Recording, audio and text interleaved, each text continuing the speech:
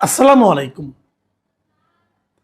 প্রিয় দর্শক, শুরুতেই বলে নেই, এই যে ইরানের সঙ্গে যুদ্ধ হচ্ছে যুক্তরাষ্ট্র এবং ইসরায়েলের, এটা একটা অসম যুদ্ধ।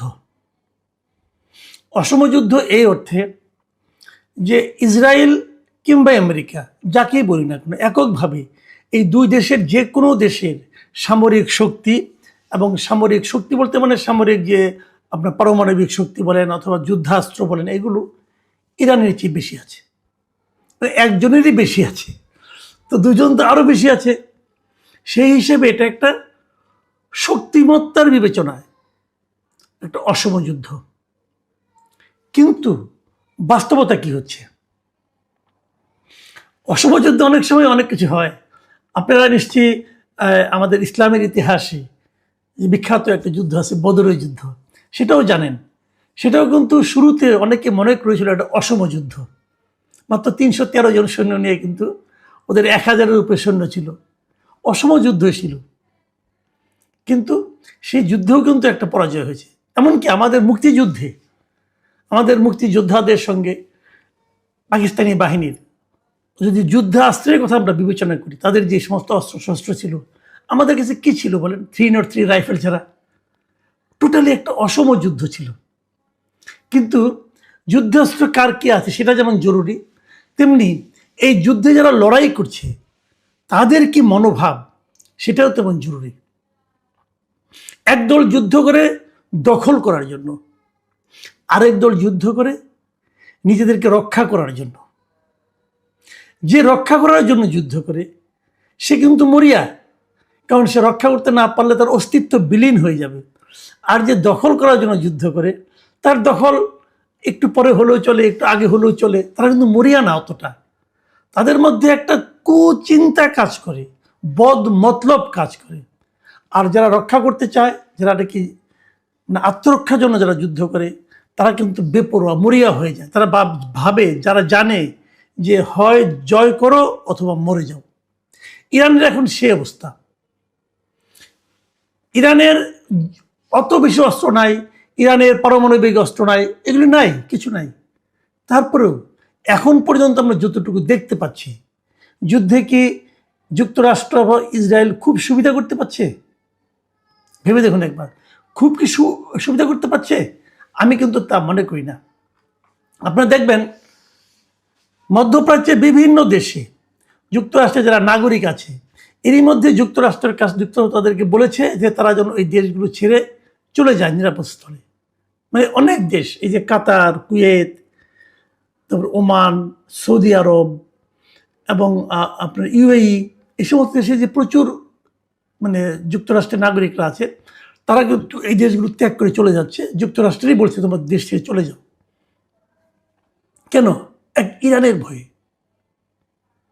এবং এই সমস্ত দেশগুলোতে যুক্তরাষ্ট্রের যে বিভিন্ন রকম আপনার ঘাঁটি আছে, যে ঘাঁটিগুলো ব্যবহার করে তারা বিভিন্ন দেশের উপর আক্রমণ করত, যেমন ইরানের উপর আক্রমণ করত, সেই ঘাঁটিগুলির মধ্যে কিন্তু অনেকগুলি ঘাঁটিতে কিন্তু আতঙ্ক ছড়িয়ে পড়েছে।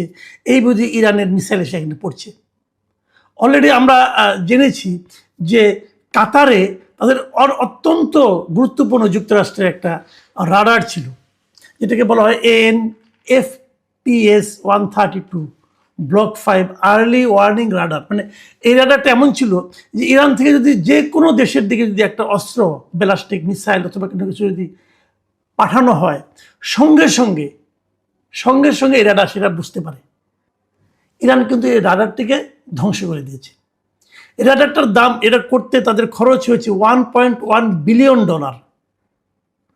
অনেক অর্থ ব্যয় তারা রাডারটা বানিয়েছিল এবং এটা খুব আধুনিক একটা রাডার ছিল। এই রাডারটার এমন যুক্তি ছিল যে ওখান থেকে 5,000 কিলোমিটার দূর পর্যন্ত যদি কোনো ক্ষেপণাস্ত্র, ব্যালিস্টিক মিসাইল কেউ ছুটতো, সঙ্গে সঙ্গে সে বুঝতে পারতো এটা কোথায় দিয়ে কোন দিকে যাচ্ছে।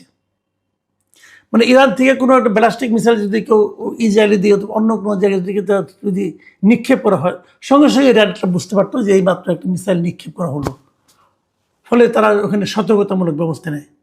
সেই রাডারটা ধ্বংস করে দেওয়া মানে হলো এই যে পারস্য উপসাগরীয় অঞ্চল, এই অঞ্চলে মার্কিন বাহিনীর যে আকাশ প্রতিরক্ষা ব্যবস্থা, মানে আকাশ দিয়ে কি যাচ্ছে না যাচ্ছে যে বুঝতে পারার যে ক্ষমতা, সেই ক্ষমতাটা আসলে এখন একদম নষ্ট হয়ে গেছে।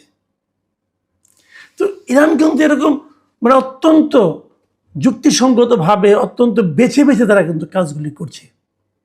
দেখুন, তারপরেও এই যুদ্ধে ইরান জিতবে এটা কিন্তু মনে করার কোনো কারণ নাই।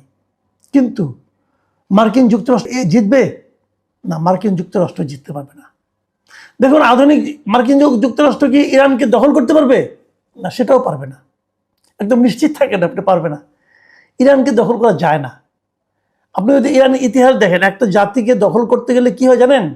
ওই জাতির উপর একজন যদি অপশাসক থাকে অথবা একজন এক নায়ক থাকে যার উপর পুরো দেশ ক্ষুব্ধ আছে, সেরকমভাবে করতে পারবে। কিন্তু এখানে ইরানের যে ওদের যে সাংগঠনিক যে কাঠামোটা, এটা এত একটা সঙ্গে রিলেটেড, একদম শেকড় এত গভীর পর্যন্ত, আপনি চট করে ইরানকে দখল করতে পারবেন না। আর ইরানের যে সাংস্কৃতিক ঐতিহ্য, এটা তো চিন্তাই করা যায় না।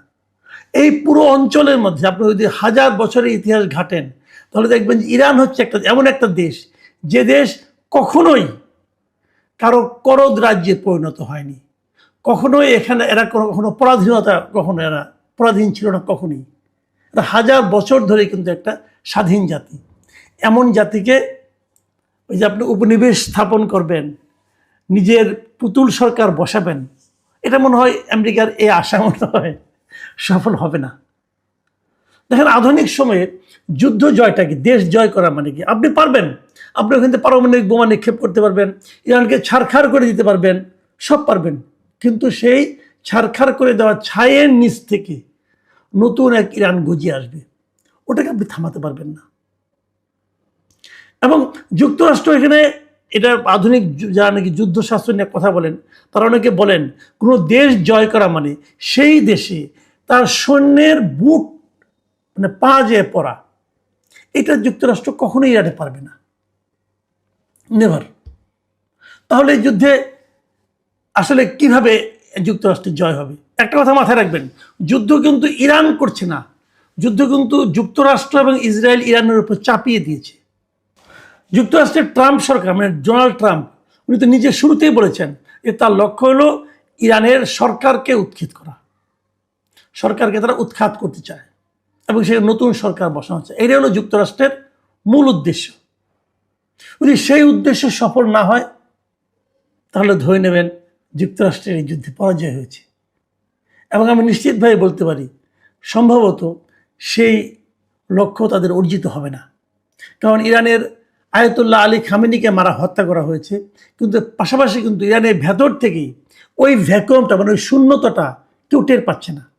ওখানে বিকল্প শক্তি, বিকল্প নেতৃত্ব কিন্তু বসে গেছে। আবার এটাকে মারবেন, আরেকটা বিকল্প নেতৃত্ব বসবে।